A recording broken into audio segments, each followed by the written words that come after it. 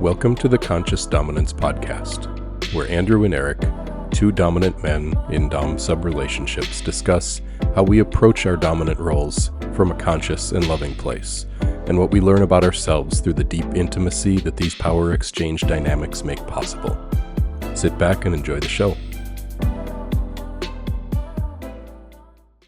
Good morning, Eric. It's good to talk to you again. Good morning, Andrew. Good to be here. This morning I want to spend a little time talking about what I call inner dominance. And it's a topic that's really been important to me because as much as I wanted this dom relationship that Dawn and I are in, I'm the one that introduced it. I'm the one that brought it to her. It didn't really take off until I started to own my own shit, until I started to kind of step into my own inner strength.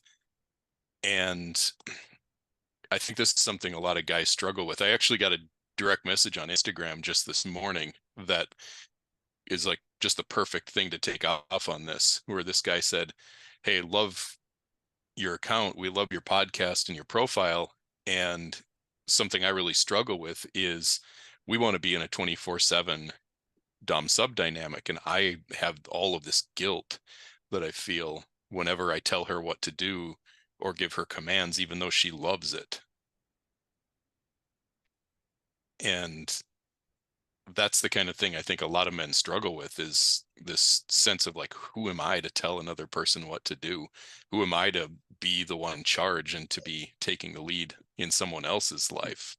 So I'm curious what that's been like for you as you've kind of stepped into this role of doing dom sub inside of a relationship. What's it been like for you to kind of step into that place of having to be the dominant one? Yeah, I agree with you. First of all, that there is no, it actually doesn't exist unless you can do it with yourself. There's no sustainability with it. There's no capacity to have something challenging happen in your life. And life, if you're doing it right, challenges are what make life. Like, that's the point of it. So if we're not having an inner discipline, there's no way we're going to be able to tell someone else in any sort of sustainable long-term way. And for me, I actually had to take I would say a sabbatical.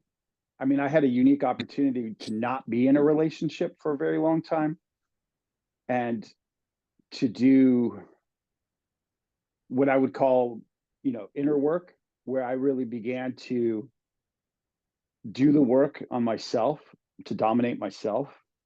And a lot of that was quitting bad habits, cleaning up my life, quitting smoking, quitting recreational unconscious drug use, a lot of unconscious behavior. And I had to clean it up, really look at my own life, really do the work. All this stuff that's not fun, not sexy, has nothing absolutely at all to do with sex. It has nothing to do with anything but showing up to being an accountable human, an accountable man, an accountable adult, to habituate that your response to a situation is not victim, but is, how do I take ownership of this? And how do I respond to this in a way that is, I get to choose my response? What's my role in this? That's a habit. I feel like the victim habit perpetuates we have a hard time telling other people what to do because we're seeing them as a victim. And so we're unconsciously feeling like we're a victim. And until you stop feeling like you're a victim, you're going to project victimhood to other people. Exactly. So I would tell that man that figure out what's in his life where he's feeling like he's a victim. He's trying to play the nice guy. The nice guy's bullshit. Like, the nice guy is a scared guy. when I hear or I feel nice guy energy, it's unconscious energy, and it's fear energy, and it's victim energy, and it's eradicating that victim energy. And that can only be done away from your woman to really do the work.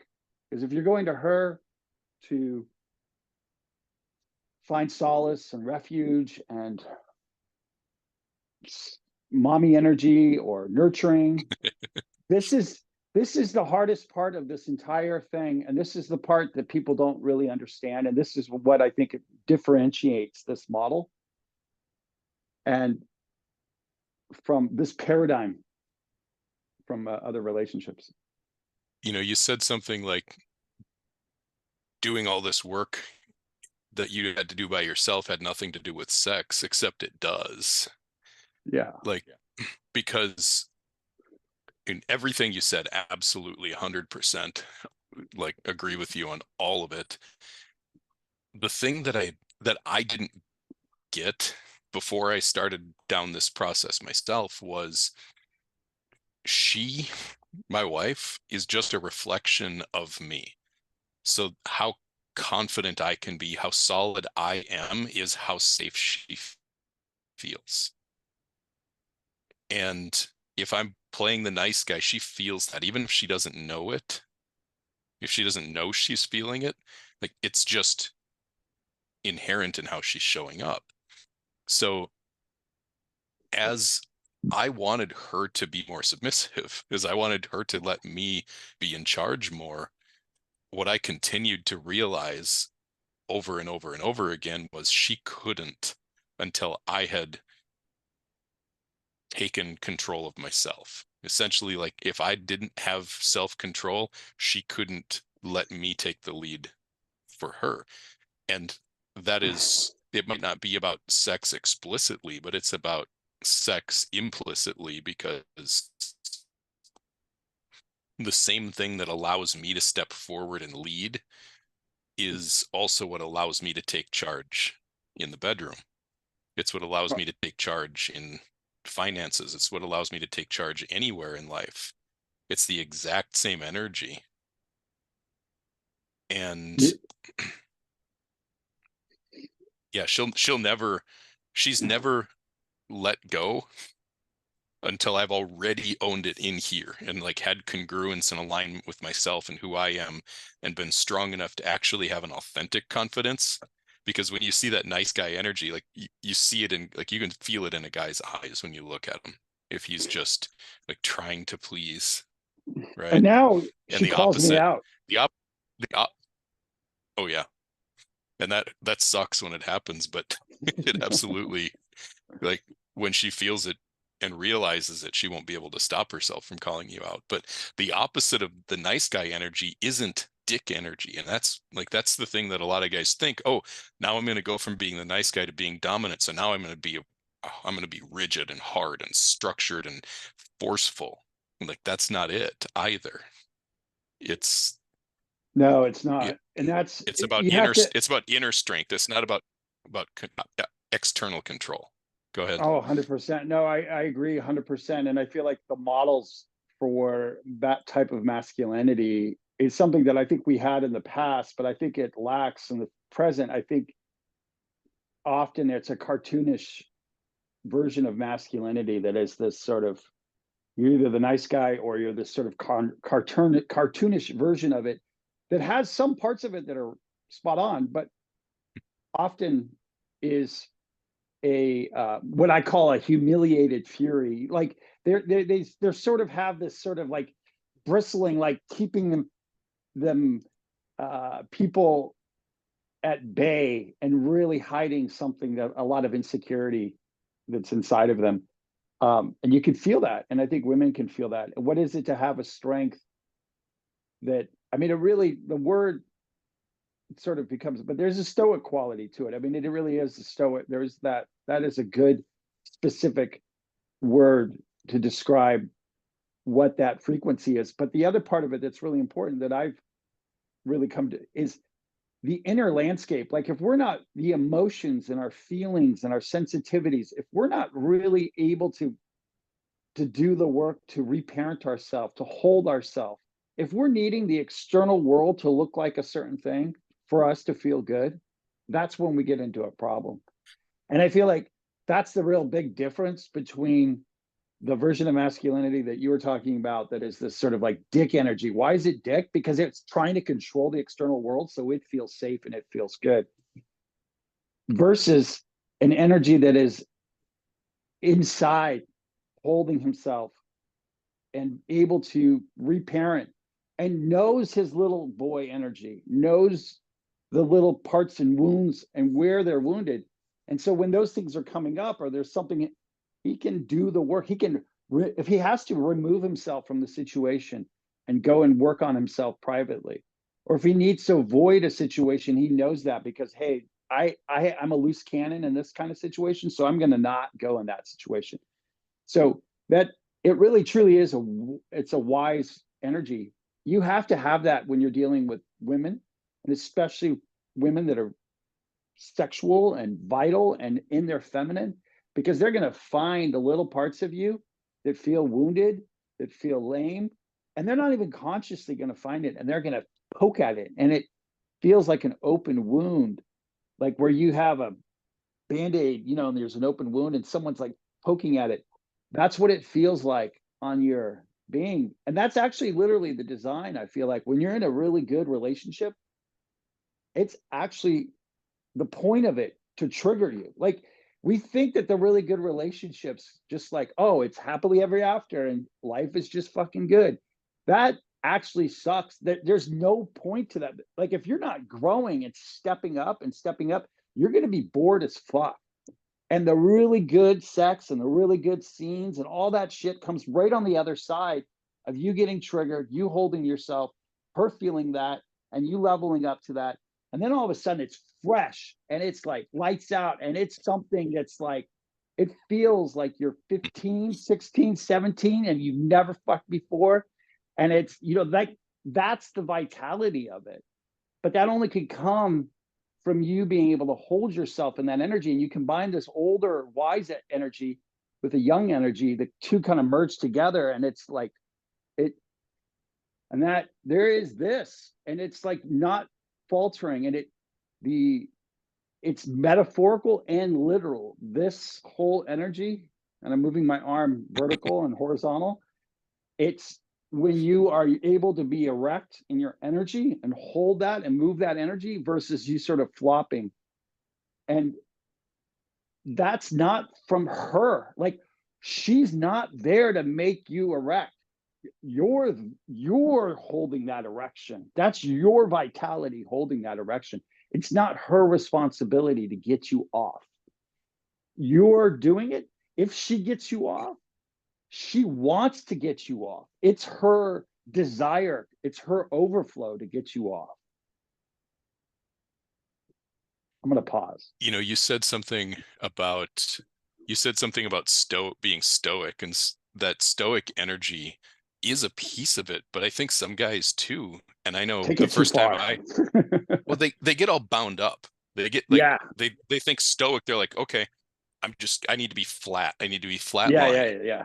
That's yeah. And it looks stoic so on the outside, but it's got something to it in the inside. Right, it's bustling in here, but it's the ability to not be set off. This is a word I've used, and I know I've used with you a long time ago, which is becoming untriggerable. Yeah, that's like the ultimate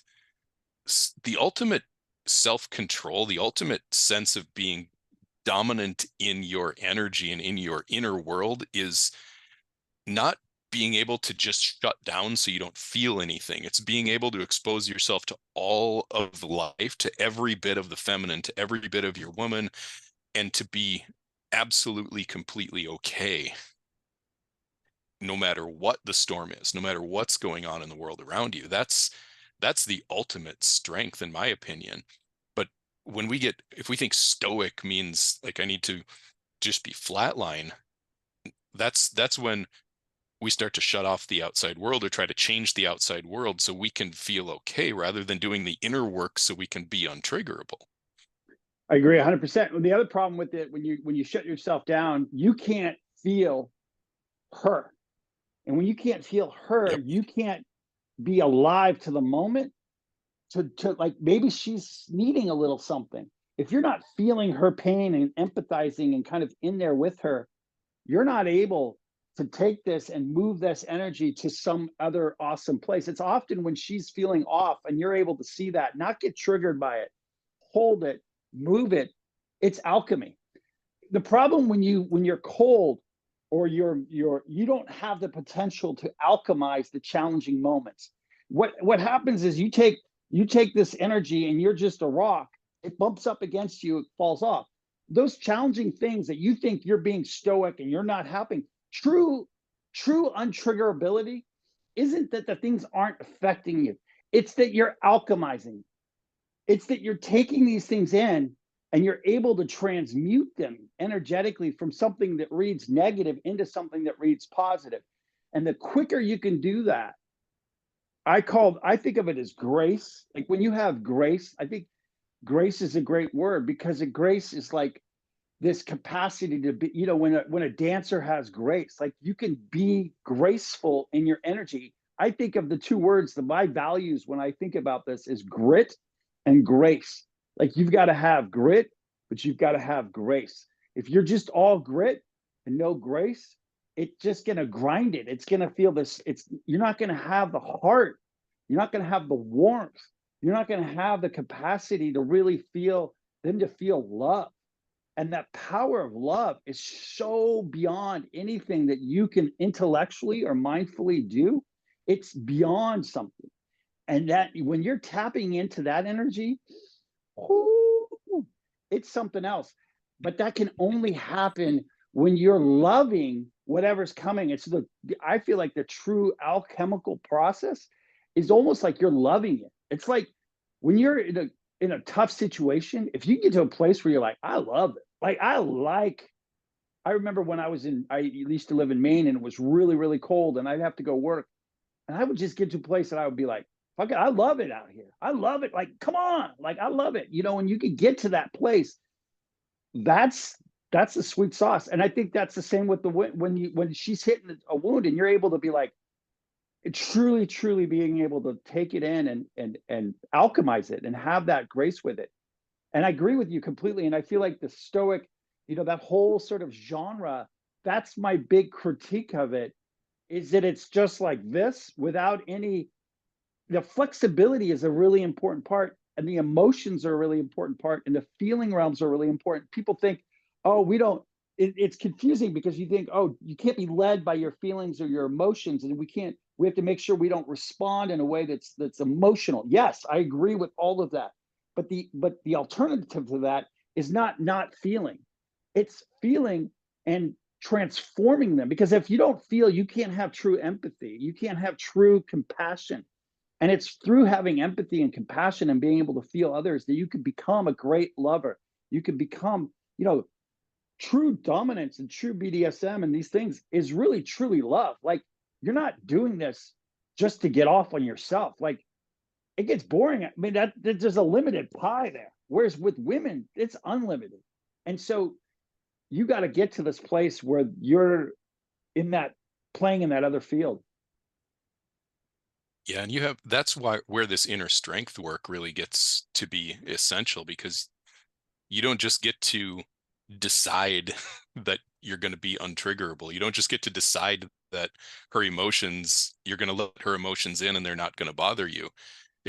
It really does require this work that we have to do on the inside of ourselves, which to me always starts with taking complete responsibility for your own life. Back to what you said earlier, you've got to find all the places where you play the victim, and you've got to knock it the fuck off. And you've got to step into, the way I love saying this is, it doesn't matter what the problem is, I'm the solution. I'm never going to be the victim. I'm going to choose not to be the victim, even if I have been victimized, right? That state of being victimized, that state of something happening outside of our control to us, that can happen.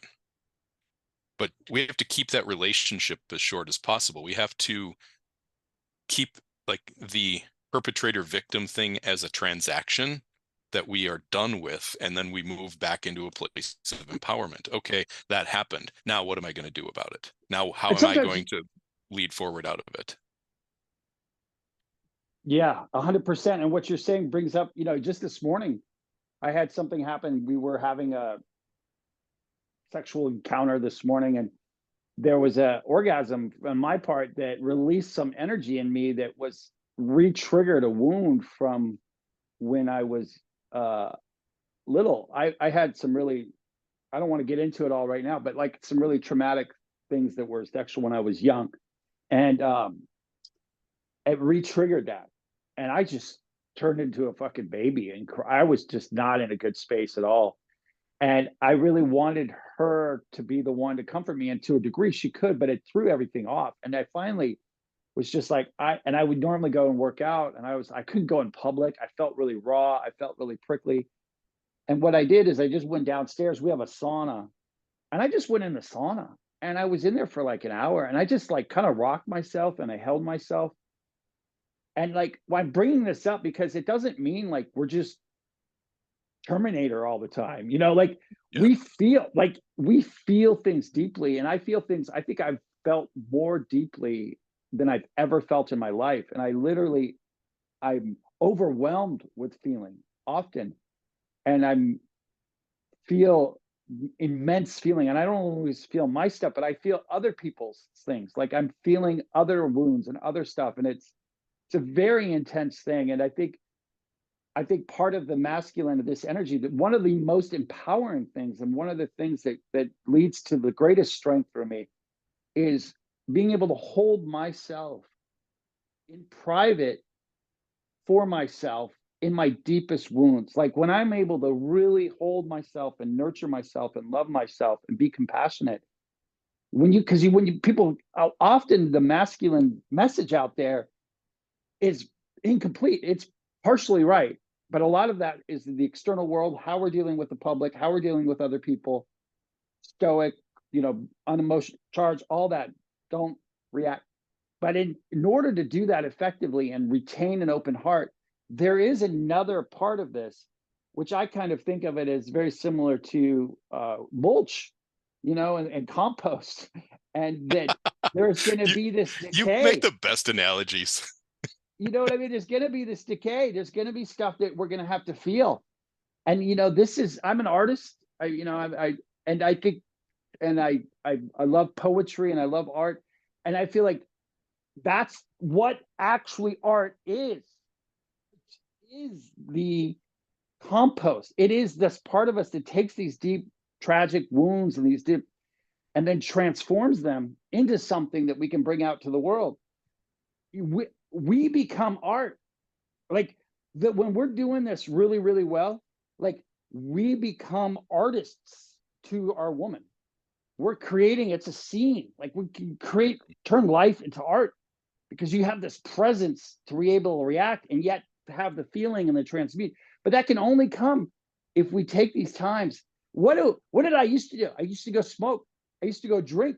I used to go fucking do drugs. That's why men do all this shit, because they don't want to have to feel and sit with the parts of them that they feel shame around, that they feel super lame about, and they feel super weak about. And the alternative isn't just to fucking beat them up and be an asshole to them. It's like, you've got to figure out how to sit there and hold that little dude. And that, to me, if there was anything that's transformed my life in a more powerful way, it's my capacity to sit with my biggest wounds without reacting, without just hold space for me in my biggest wounding times.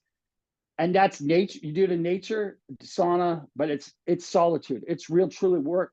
And I'm talking about it here because I've been doing it for so long. But at the beginning, don't fucking talk about it. Don't do it at a performative kind of place. We're not doing this for show. We're doing this, and I'm speaking about it because it has been the biggest, most helpful thing for me, and I would love to be able to have men know that there's an alternative. You don't have to go get addiction. You don't have to live in rage. You don't have to live as a victim. You don't have to live. The alternative to being a victim is not to be a dick. It is to have a dick and to use it and to have it strong, but it's not to be an asshole about it, you know, but you can be in your power.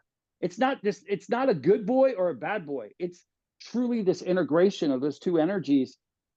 And that's really what art is. So anyway. And if we're numbing ourselves, and this has been like, this is a theme with every single guy that I've ever worked with, whatever it is that you're using to numb yourself, whether it's video games, it's alcohol, it's drugs, it's porn, it's just being stuck in your head and in your spinning thoughts, whatever it is that you're using to numb yourself, whatever it is that you feel like is the thing that you are a victim of or you don't have control over, that can be a gift to you if you're willing to look at it and be honest with yourself about what it is that you're avoiding. What is it that you don't want to face? Where is it in your life that you haven't spoken up because you're afraid of rocking the boat?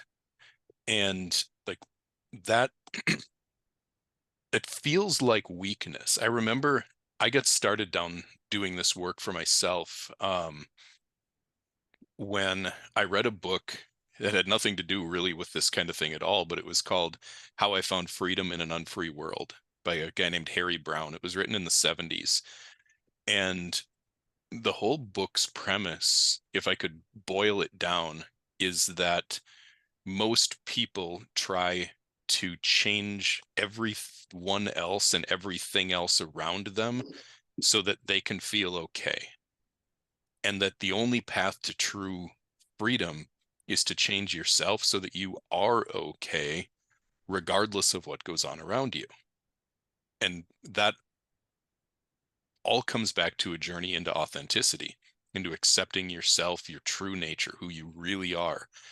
And if you can look at like, who would I have been as a man if I'd never been fucked up by the world, if I'd never gone through, I've talked about the sexual abuse I went through as a kid, that went on for years. You know, I've had my shit too. And who would I have been if I hadn't gone through all of the traumatic events that I went through in my life? Like, what's my essence? What's my true nature? Who am I really underneath all of this stuff? And what part of that am I avoiding? What part of that pain am I avoiding with the drugs, with the alcohol, with the video games, with work, with whatever it is? What is it that I'm numbing myself to?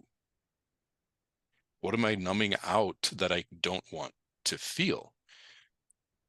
Because if we're living in that energy of being numbed out, our woman, or if we're not in a relationship, the women that we meet, but also I believe energetically the world around us on a broader scale, like on the world of abundance, is tuned into our own energy of lack, our own energy of shutting down our energy, of shutting down our true authentic nature and our soul's energy. And there's nothing that feels like you are in control of your life when you are being controlled by the outside world and when you are shutting yourself down and numbing yourself out. All of that takes you out of the energy of really holding a congruent inner strength that says, I am okay. And That's it. that's exactly what I want for myself. It's exactly what I want for every man that comes in contact with me and with my work, is to figure out who the fuck you are and line up your external life with who you are in the inside and get everything else out of the way. Destroy anything that gets in the way of you being your true authentic self in the world. And that starts with inner dominance, which, again, to your point, doesn't mean crushing everything about yourself and just beating yourself and grinding yourself down. It really means having some compassion for yourself and letting yourself feel and heal from all of those things that you've stuffed so you can let go of them, so you can be who you were meant to be. That's the only way you'll ever feel solid enough on the inside to emanate solidity in your life externally, for other people to look at you and just feel you as a solid, grounded presence. You've got to, like, you have to feel that on the inside in order for somebody to see it and feel it for you. And if we want to be dominant and have women submit to us and follow us, that's step one, is being able to them being able to feel us as a solid presence that they can surrender into, somebody that they can let go of all of their control and lean into. Because how the hell can they follow us? How can Dawn follow me if I don't have myself taken care of? If I can't dominate myself, how can I dominate her? If I can't control myself, how can I control her? If I can't lead myself, how can I lead her? And I want to hear your response to that. And I've got something else interesting on that same line that came up last weekend that I wanted to share with you. You'll get a kick out of. Yeah, I'm curious. I want to hear about last weekend. I wonder if there's a story there. You were highlighting that you were maybe going to go somewhere. No, I agree with you 100%. I mean, there's nothing, you said it perfectly. I love the word, the word authenticity and congruency. These words are important words. And I think the part that's the most challenging are the parts that we feel weak around, or we feel vulnerable, or we feel shame around. Shame is a great word, because what is it that we feel shame around? We all have it. Unless you're a psychopath, we all have shame. We have something. And what is that? I love, Brene Brown's work on shame has been really helpful for me. What is that thing that we feel like we are undeserving of love? We're undeserving of belonging because of this thing. Well, guess what? When you can figure out how to love yourself despite that, and integrate that and be like, dude, I see you. I can hold you there. I can accept this radical acceptance. It doesn't mean you excuse it. It just means, like, I can see it. I hear you. I hold you. Okay, now let's move forward. But there's got to be a moment of just acknowledging the truth and the reality of it without just bludgeoning it. And I think the main thing that I think about is that if you don't soften yourself to really feel it, you're always having something protecting it. And in that protection of it, you're never really able to go there. You're never really able to resolve it. You have to dissolve the protection in order to resolve it and move it forward. And that process is really scary. And it really necessitates something that's really where you have to hold yourself through it. And I think it's also hard. Go ahead. It's the ultimate vulnerability. Like, we have those walls up, that protection up to protect us from something that hurts. 100%. And the only way to live without reacting out of that hurt, which is where guys come with all these like mega reactionary triggered like anger and all this stuff, it all comes from pain. But 100%. In order to deal with that pain, you got to take the walls down, which feels dangerous. 100%. And my life, I have done this terribly, most of it, and I have been a mess. And I've been, a lot of numbing, a lot of avoidance, a lot of sloppy, a lot of an embrace of a kind of a reactionary, a wilderness that has not had the sort of refinement that I've needed to do this well or anything. So I know what it is to not do it well. And so in the doing of it, I don't know if I'm doing it well now. I just know that I'm doing it. And I think part of the process of it is just the other word that comes to mind that I think we haven't used, but consciousness. I feel like there's an unconsciousness and a consciousness. And the more that you're in consciousness, the more you're doing it right. Like, even if you're doing something off, but you're aware that you're doing it off, that is massive. So just bringing consciousness to it. Everything that we're doing, we're aware that we're in this place. We're aware of this. We're bringing conscious, not unconscious behavior. A lot of times when Rachel will call me out is for doing something with, being unconscious. And so the congruency, when you are aware of something that feels off and you're not hiding it, that can be congruent. So you can be congruent in a low moment and it still can feel like you have consciousness. that's much better than being like shoving that aside, and they feel like, oh, you're being unconscious, in that kind of attitude. Sometimes that's That's necessary. that's the quote from Carl Jung that I love so much, that until we make the unconscious conscious, it will rule your life and you will call it fate. Yeah. And it is the first step. It's being able to see it, because most of us, and myself, this was most certainly true for most of my life up until I started doing this work for myself. It, I didn't even know what I was doing. I wouldn't have called myself defensive. I wouldn't have called myself reactive. I wouldn't have called myself a victim. But then every time that something doesn't go the way that I want it to, and I flip out, I just feel like I'm right.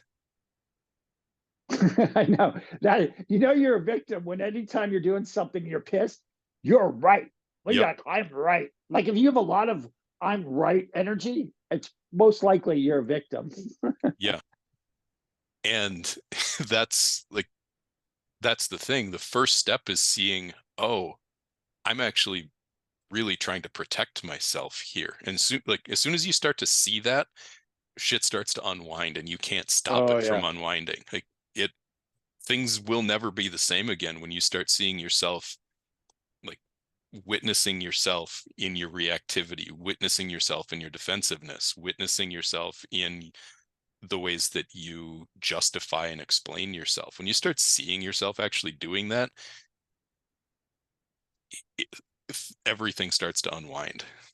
That's you've said that well. I mean, that's so kind of simple to say it that way, and it's been said a lot, but it's resonating right now when you say when you're able to see yourself. When that's kind of like the first step of holding yourself, is just seeing yourself. Like, just there's a neutrality to that. It's almost getting into a neutral place where you could just see yourself with that. Before we go too far, I do want to ask you about last weekend. You said you've got a little something from last weekend that you wanted to speak to. So, since our Instagram account is just kind of blown up, and I think we're almost 20,000 followers now on Instagram, which is just crazy.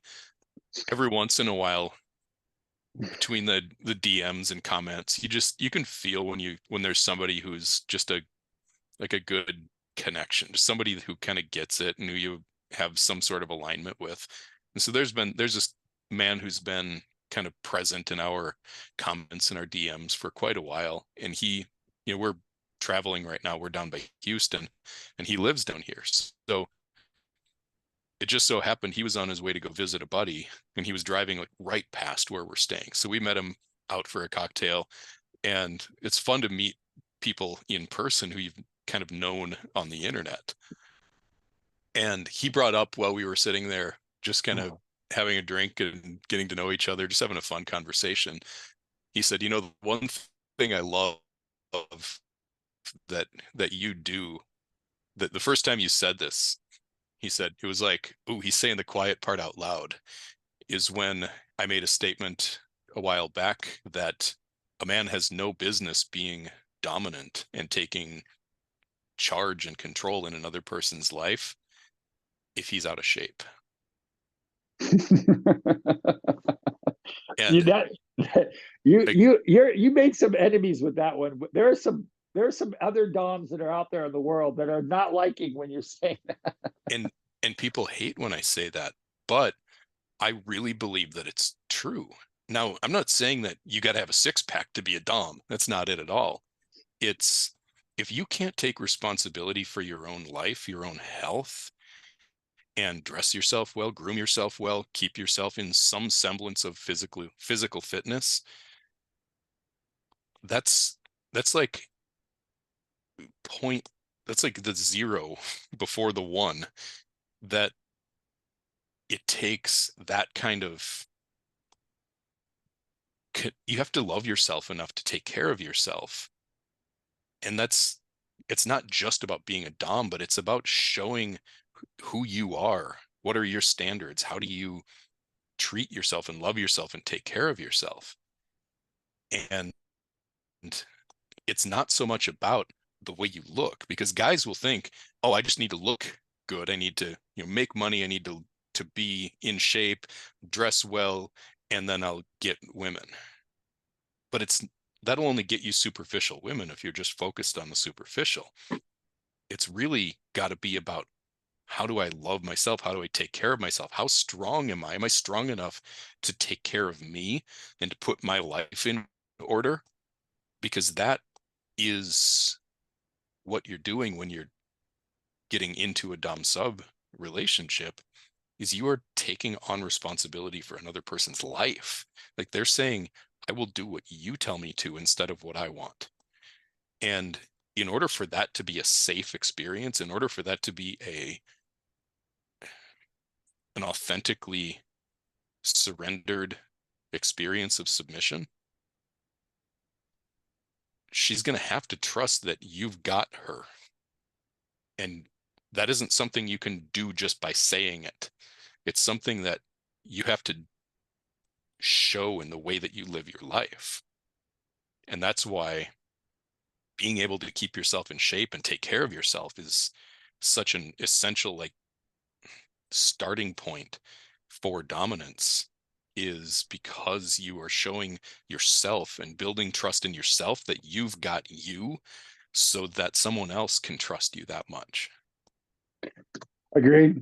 I mean, yes. And I want to add to that, part of what this morning when I went in the sauna, especially as I get older, I really feel like part of that taking care of yourself is knowing how to deep, deep, deep rest, and like Yes. yin, like what I would call yin kind of energy, like knowing Yeah, when it's you not need to just about just, beating the shit out of yourself. exactly, and how do you recuperate and how do you heal yourself. You're not just like forcing your, because then it's long term. I feel like I'm in good shape right now, really good shape. And I think a lot of why I am in good shape is because I know how to sleep. I know how to drink water. I know how to calm my nervous system down. I know how to take care of my nervous system. And I lift weights and I run and I do all these other things.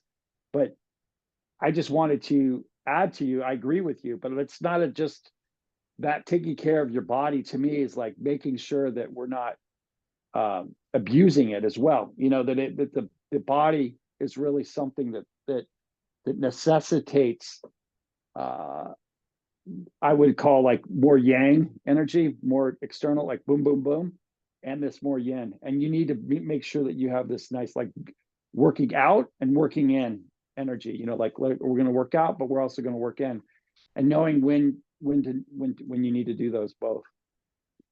We had a friend who, when we went to visit her one time, you just said boom, boom, boom, and it reminded me of this funny story. Um, we went to visit her one time, and she lived in a 1-bedroom apartment. She had moved to a different state, so we went to visit, and like, the guest room was essentially laying a mattress on the living room floor, and that's where we slept. She's like, you can stay with me, but I don't have a boom boom room for you. And so we laughed about that. And then eventually, now we spend half of our year in this fifth wheel traveling around the country, basically chasing the warm weather. And we joked about, when we got this thing, we were going to get a big sticker to put across the back of it that said boom boom room. That's great. That's great. I love that. Yeah. No, So this whole like fitness thing, it really is about how you feel about yourself. One of the first things I tell guys when they want to, like, be more dominant, when they want to step into like feeling more dominant, is go to bed. Like, go to bed at 9 or 10 o'clock, get 7 or 8 hours of sleep, and get up at 5 or 6 and get started with your day. Don't waste those 2 or 3 hours doing things that are just trash to yourself and your body when you're tired at the end of the day. Go to bed, wake up in the morning, and put that time into something that's beneficial to you. Maybe it's meditating, maybe it's exercise, maybe it's doing some journaling and reflection and getting connected with your inner experience in that way. Whatever it is, but dominate yourself by getting over your FOMO, getting over your, like, whatever your bad habits are that you do at 11:30 p.m., and get yourself up in the morning when you're alert and awake, have a cup of coffee, and do something productive with your time. That's that's a great first step into this self-dominance thing, inner dominance. Yeah, I mean, it's really, I mean, the word dominance, okay, we can use that word, but it's truly tending. Like, you have to tend, you have to take care of, you have to, it's husbandry. Like, it is truly like a word that means responsibility. You know, like, it's not just like, I'm here, fucking do this, blah, blah, blah, like that. It kind of gives the wrong impression. What I like about the word, though, is no excuses. Like, you got to do it. It's not something that's like, maybe if I feel like I want to do it or not. It's like, no, when you've got, like, you have kid, you're the kid, you have responsibilities, you have to show up to them. And part of the responsibilities is your inside life, your outside life, being authentic. You have to show up to not just the parts of you that are the more responsible parts, but you also, part of the whole point of what we're talking about is you have to be responsible for your desires, for your lusts, for your sexuality, take responsibility for your kinks, take responsibility for what we might call the more feminine side of ourselves. Like, own that, integrate that, feel that, honor that. Like, that's the true discipline. It's not just go and be good, responsible person, but it's also integrating this other part. When you can do that, then that whole thing becomes responsible. The whole thing becomes where you're able to do it within a structure. I think when we don't integrate it, we don't own it, we don't dominate it, it lives over, I keep, like, comes out sideways. And I've spent a lot of my life, I grew up in a very religious situation that was not sex positive. And I also had abuse, and I had a lot of things with sex that were really, really not great. And for a long time. And to just deny it, to just say, hey, sex is something you have to overcome, sex is a problem, sex and sexuality and your lusts and dominance and all of this is something that is bad, and labeling it as bad or wrong, it is the worst way. We can see this. I mean, our whole world is a product of people labeling this shit as bad and this is good. And that the bad way to do it, to dominate yourself, is just to be over here in the good. That's really gone well, hasn't it? Yeah. I mean, there's umpteen examples of how that is not the model. Suppression of what's real. I mean, let's face it. Every single one of us that is alive on the face of the earth is here because of sex. Sex is inherently good. But when we shame it, when we suppress it, when we get wrapped up in all of these beliefs and all of these agreements that we've made about it, like what is okay, what's not okay, we just end up hating a very natural, normal, good part of ourselves. And men are walking around completely fucking terrified of our sexuality. We've just been trained, and any man in our generation has been raised essentially to believe that our sex is a problem and it needs to be dealt with. Yeah, and the biggest problem with that is then you make it into something that's too big of a deal. And so then you make the relationship about the sex. And this is going to sound interesting coming from somebody who's interested in all this. But the whole point is to not make it about the sex. The whole point is to not make it where you need it or even you want it. Like, you, of course, you do want it and you want to integrate it into your life, but it cannot rule you. It cannot be the focal point. This is the whole point of the 24/7 kind of idea. If you have it and you're just dominated in the bedroom, but not in the other part of your room, what you're going to end up doing, because you want it over here, you're going to subconsciously, unconsciously manipulate. You're going to play games. You're going to do things that are going to not turn on your woman, because you're going to try to get her to do this thing over here. And or you're going to be nice, or you're going to communicate, over communicate, all kind of litany of issues of why this doesn't work. And we see this as the entire industry of relationships, like Yeah. how to solve relationships. And it's just But the point, neediness, right? it's You're just neediness. being, It's totally you're, neediness. you're That's why being you have to own it. yeah, you're being absolutely controlled by your urges rather than being in control of your desire. And letting go of 100%. And neediness doesn't mean you don't have needs. It means that you're in control of your desire. Now it's something that I own. It's something that's exactly. mine, and I'm going to use the energy of my desire to take charge of my life and to make it better. And that's the thing, right? It's not I'm going to take what I want. This isn't about winning over our partner. It's not about getting something from her. It really becomes, and here's the biggest shift in this like self-responsibility thing around sexuality for me is my sexuality becomes something that I give. It's not about what I'm getting. It's about it's something that I own and I have control of, and I'm giving it as a gift to my partner rather than trying to get something. And you decide. It's not her deciding. This is not up to her. Obviously, if there's issues and you're clear in the context, it's not the right time of the month, whatever it is, that's because, but you know, you're aware of the context. She's not having to inform you of all that. This is when you really become, a true dom. I think is true taking responsibility for your woman and for all the context.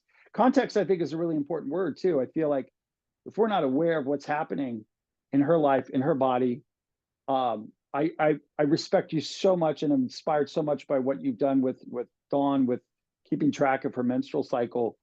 It's very inspiring to me. You really inspired me to learn more about that, to be aware of that. I even put it on my calendar for Rachel, like something that I started to become more and more aware of. And it has been a massive game changer for me. And I think this is the kind of holistic, I don't like the word, but it's an accurate word, holistic dominance that you speak of, that you're about, that where it's not just you're interested in the long term and you're interested in the bounty of it. You're interested in her health from all the way down. You're not interested in just having a scene or doing the thing you want to do in the moment you want to do it because you're going to get off. And that is so easy. Like, it's not even worth it in this situation. Like, Well, I don't know. It's worth it. It's fun.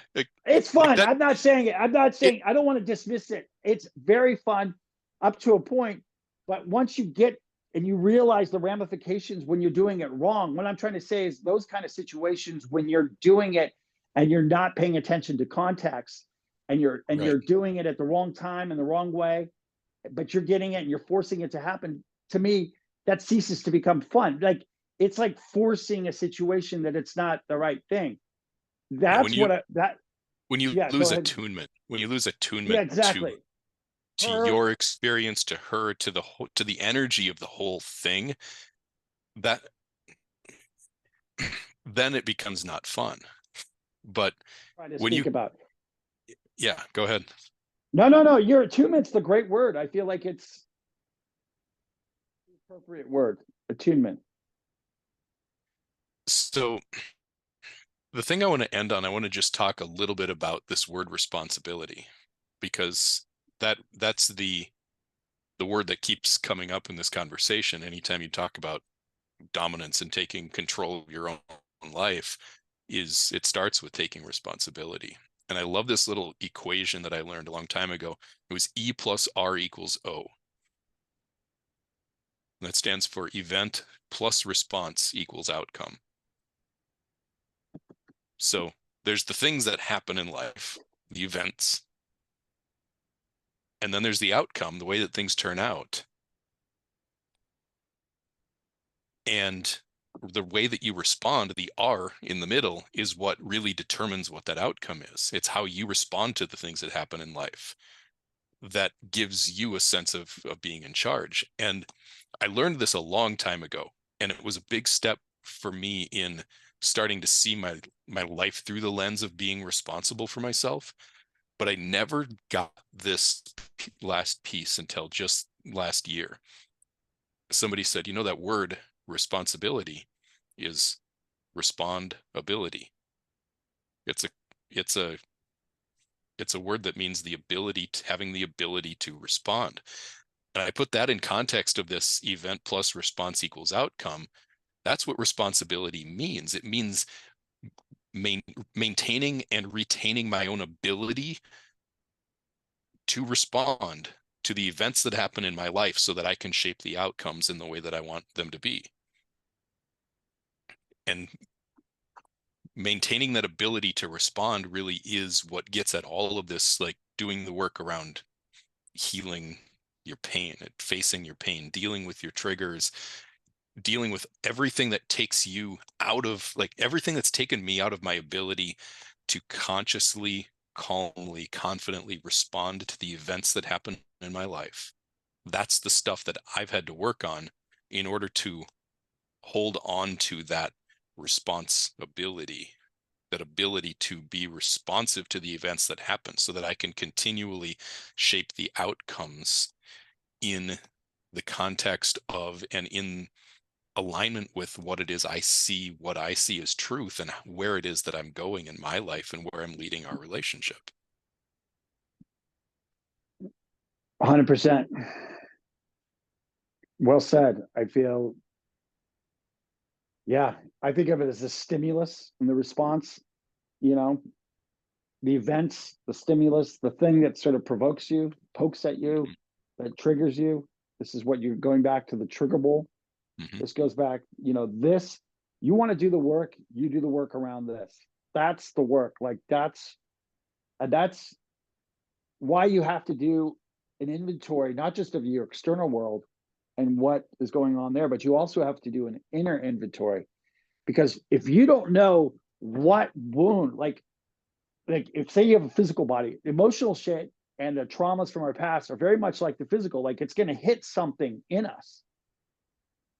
And if you're not aware of that and take inventory of that, your capacity and your ability to respond is going to be disproportionate. I always think whenever we have a disproportionate response to a situation, there's some trauma there. There's some wound there. When we have a disproportionate response, so then we can trust the triggers to teach us. We can trust that when these triggers, you get to the point, and this is when I say like good. Jocko has this thing where he says good after good. Just anything bad that happens, he's just like good. And I always I hear his head going like good. He's got that great book. I want to give that ownership book that he's got that is really a great book about all of this too. But the idea that when something happens that's a tough thing, that we can trust the trigger to teach us, like we could trust the trigger, like, and that's part of the good. Trust the stimulus to spawn something productive in us, that there's an opportunity there.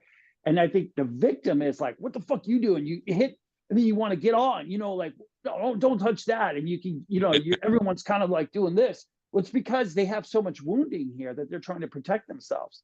And you can hear that, you can feel that. And I feel like a lot of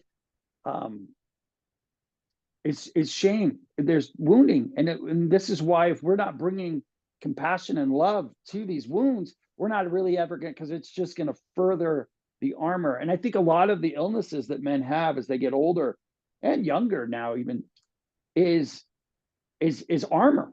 It's armor illnesses, like you're protecting yourself. You're stiff in your body.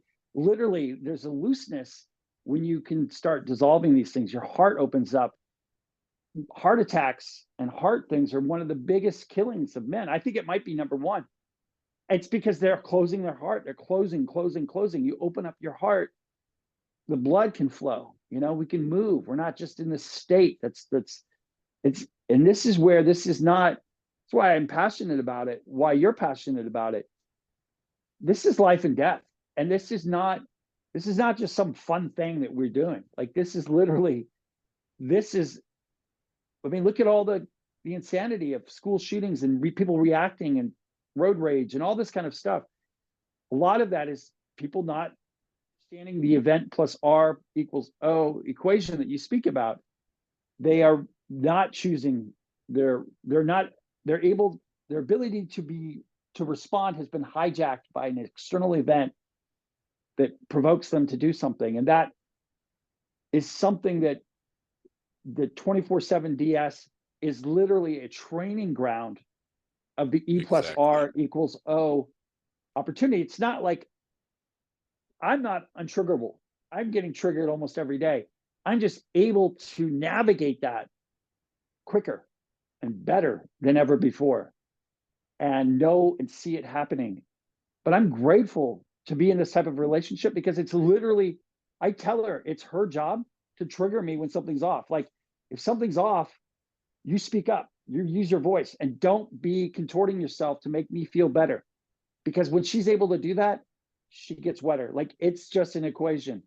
And that's been her hardest thing. And she's done an incredible job. She's incredible at being in her feminine, but her version of being in her, this is a whole other conversation, but was one that wanted to make sure I felt okay and protected me. And I think now I would love to get her and Dawn on with the four of us, because I feel like it would be a great conversation about voice and the feminine voice and about using your voice, because I feel like that's the one of the biggest parts of this to really bump up my E plus R equals O capacity has been when she's been using her voice in an authentic manner, that she's able to ruin the moment for the good of the relationship, for the good of her. Let's talk more about that next time. I think that would be a great starting point for another entire conversation. Yeah, you really were the one. I want to give you props. Like Andrew, you really were the one that framed that and really supported us in our relationship and encouraged that. So thank you. And thank you for today. That was a great conversation. Yeah, it really was. Appreciate everything you brought to it and look forward to the next one. Yes, looking forward to it. Thank you.